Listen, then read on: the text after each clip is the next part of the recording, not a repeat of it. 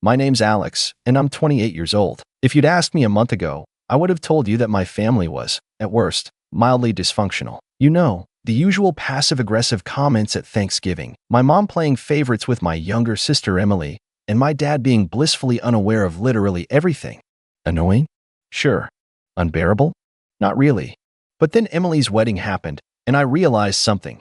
My family doesn't just have favorites, they have a main character. And spoiler alert, it's not me. A little background here.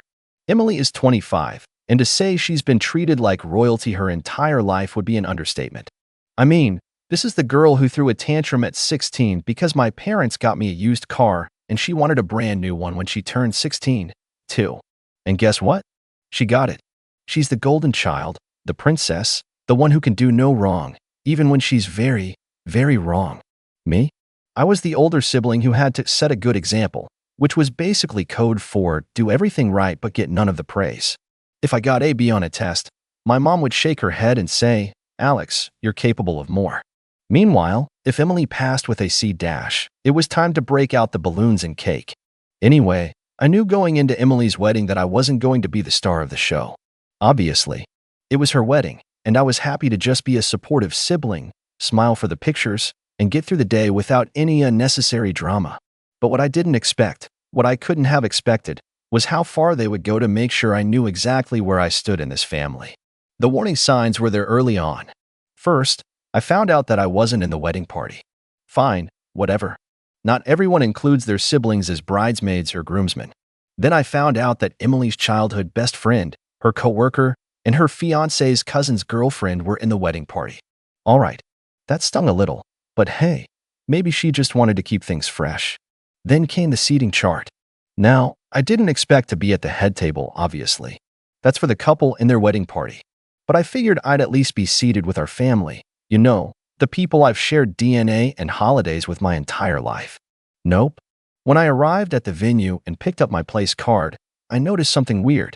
My name wasn't with my parents, my aunts, or my cousins. No, my card wasn't even on the seating chart at all. I had to ask someone where I was supposed to sit. A wedding planner checked the list and then gave me the tightest, most awkward smile I've ever seen. "Oh, Alex? You're, right here." She pointed. I looked, and that's when I saw it. My seat was not in the grand ballroom, where the chandeliers sparkled and the elegantly decorated tables filled the space. It was outside the ballroom, as in the hallway, near the coat rack. At first, I actually laughed. I thought there had to be some mistake. Like, oh, maybe they ran out of chairs and needed to move some things around. But no, that was my designated seat.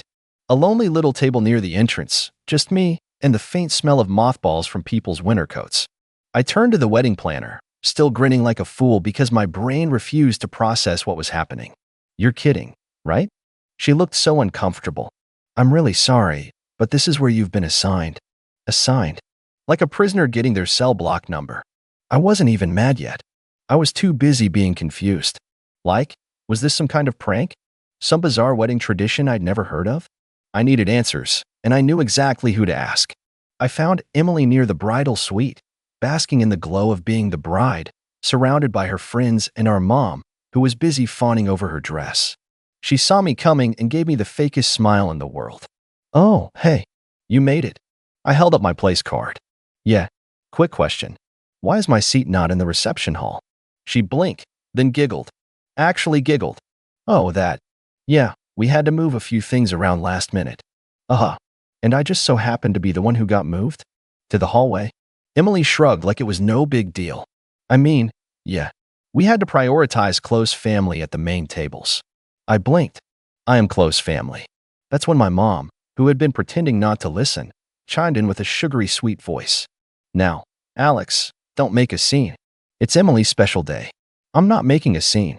I'm asking why I'm literally sitting with the coats.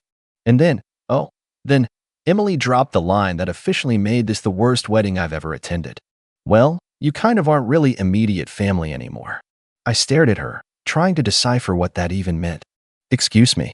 She shrugged again, adjusting her veil like this conversation was boring her. "You moved out years ago. You don't come around that often.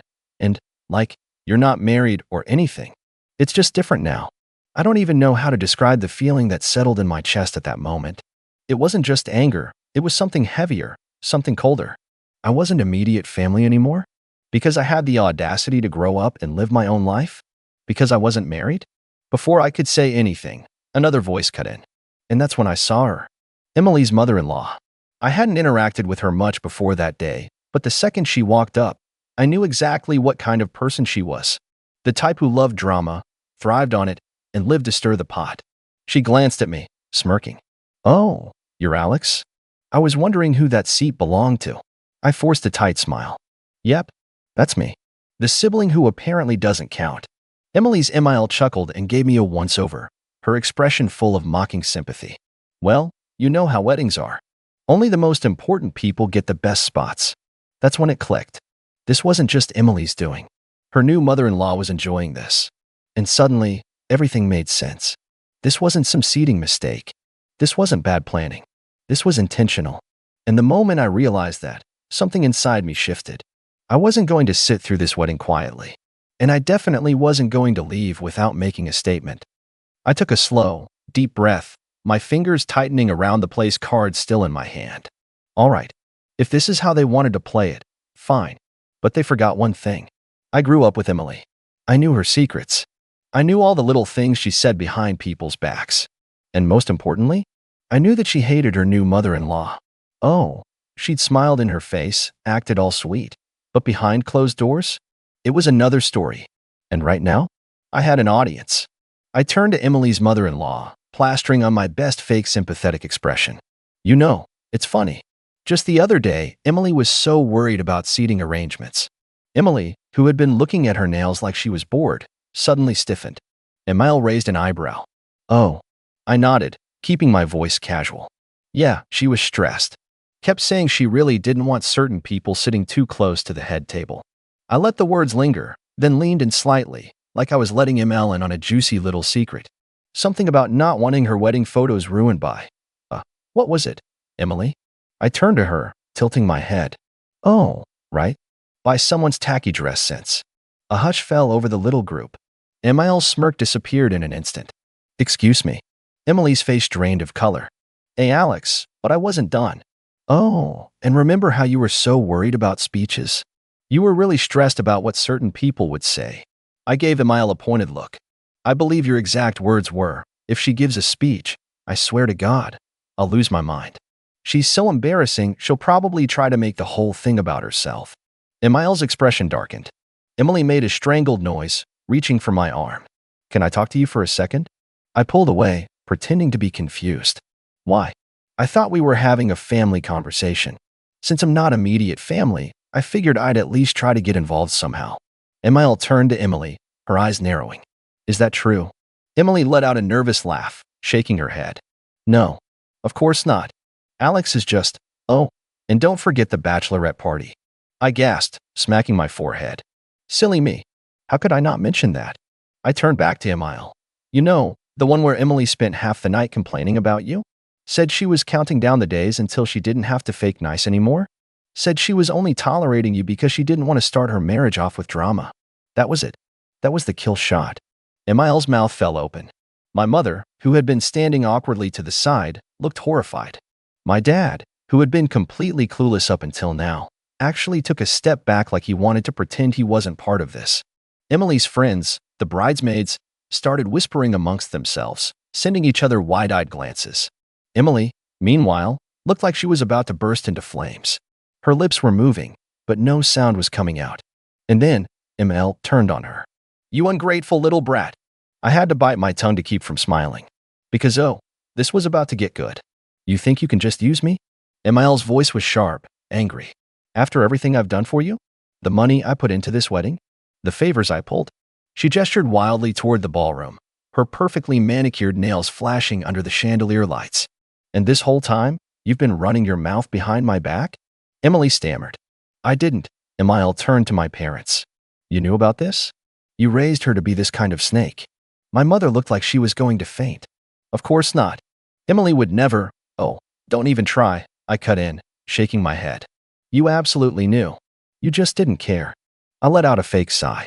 "I mean, you did raise her to think she's the most important person in the world. Kind of makes sense she'd start treating everyone else like garbage, huh?" Mom's face twisted with anger. Alex, stop it. Why? I asked, crossing my arms. Because I'm causing a scene? Huh. Funny how that only matters when I'm the one speaking up. Didn't seem to be a problem when Emily literally shoved me out of the reception. By now, people were definitely staring. The whispers had grown louder.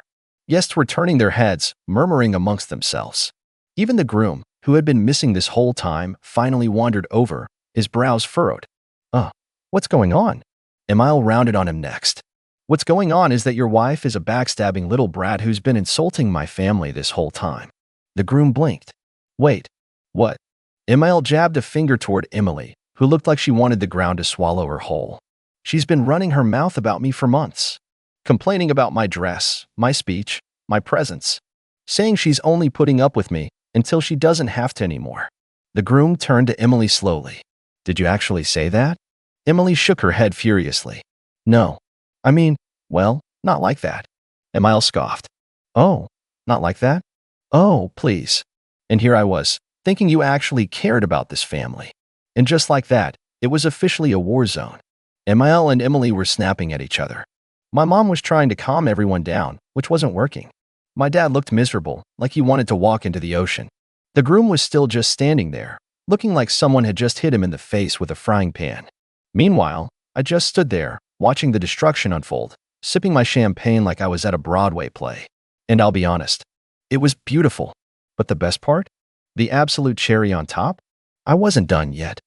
Emily's voice was climbing in pitch, her hands shaking as she turned to her new husband. You believe her over me? She shrieked, gesturing wildly in my direction. Her husband, to his credit, was still trying to process everything.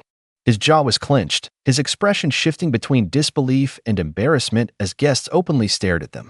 I don't even know what to say, Emily, he muttered, rubbing his forehead. I mean, did you say that stuff? Emily scoffed. I know. It was taken out of context. I raised an eyebrow. Out of context? Oh, right. That classic excuse.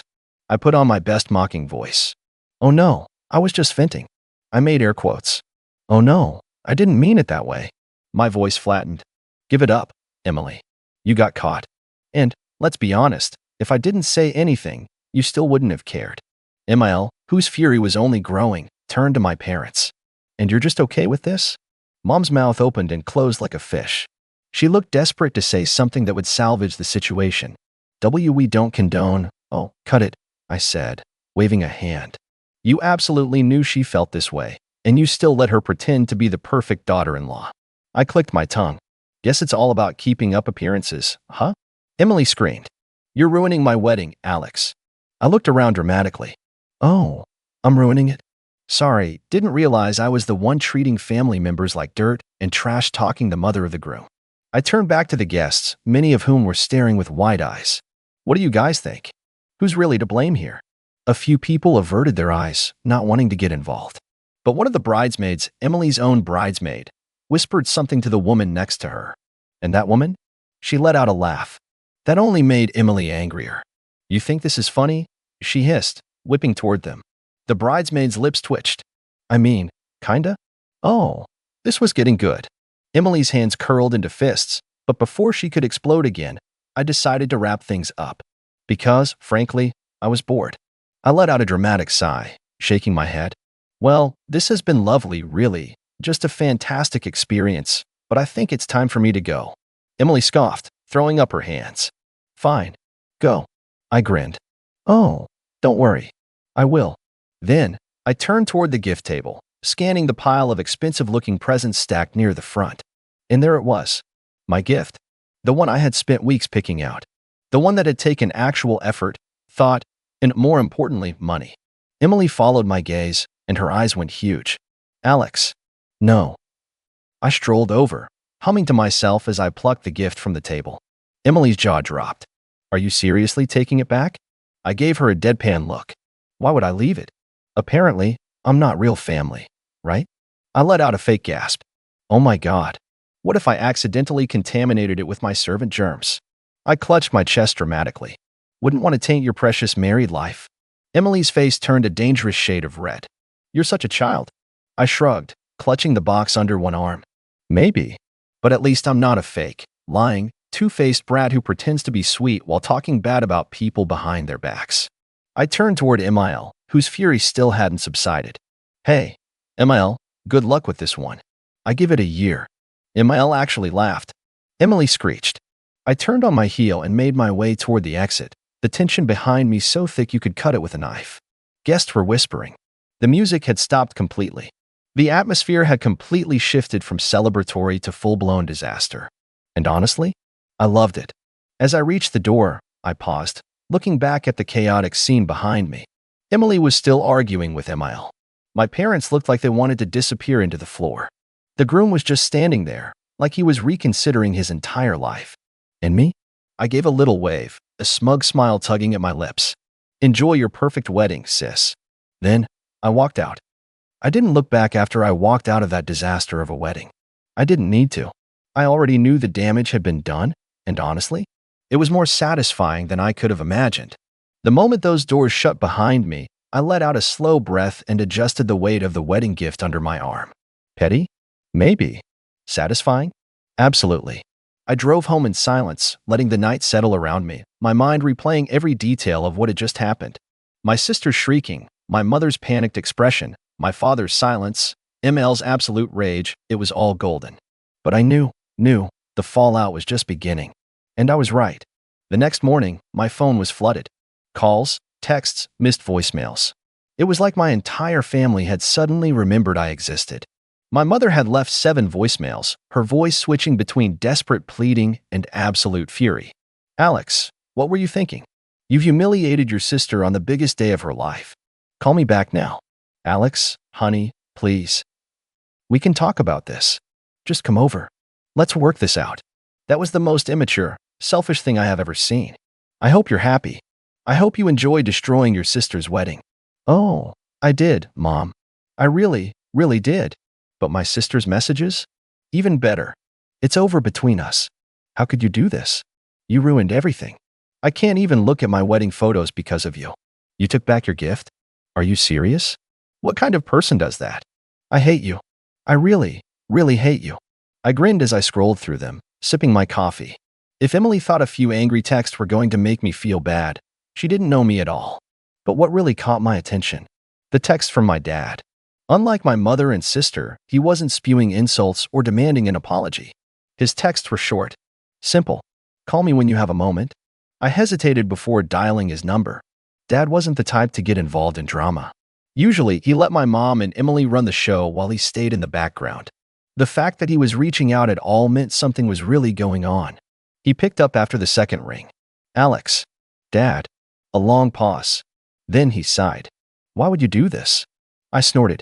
Wasn't my fault. They lit the fuse. He let out another sigh, and for a moment, I thought he was about to scold me.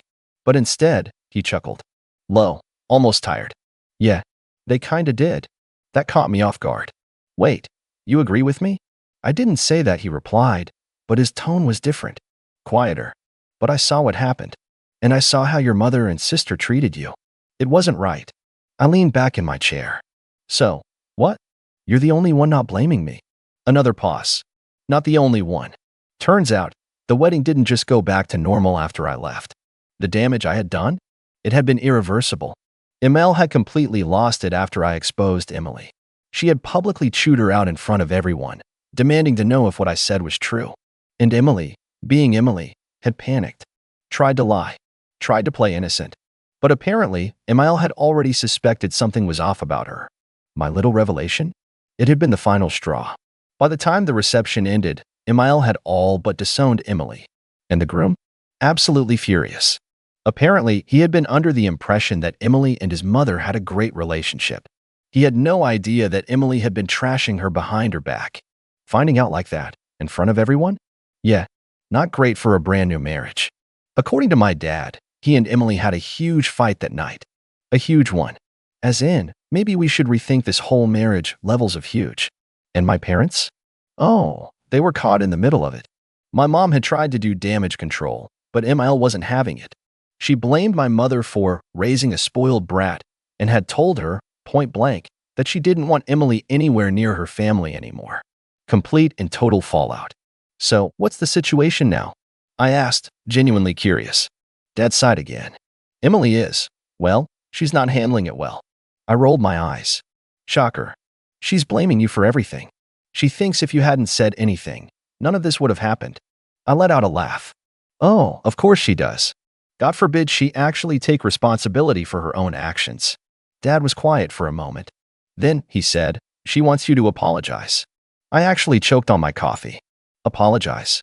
She thinks it's the only way to fix things, he continued. She thinks if you just take the blame, maybe ML will forgive her, and things can go back to normal. I couldn't stop laughing.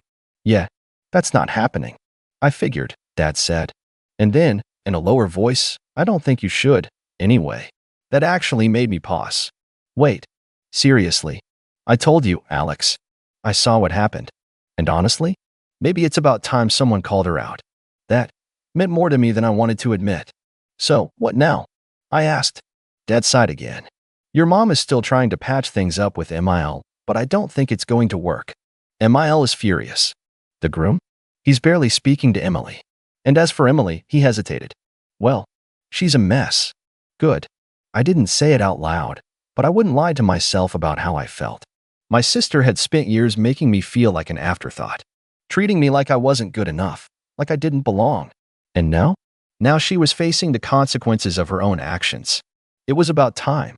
Anyway, Dad continued, I just thought you should know what's going on. Your mother will probably try to call you again. She can try, I said, shrugging. I'm not answering. Dad let out a short laugh. Can't say I blame you. And that was that.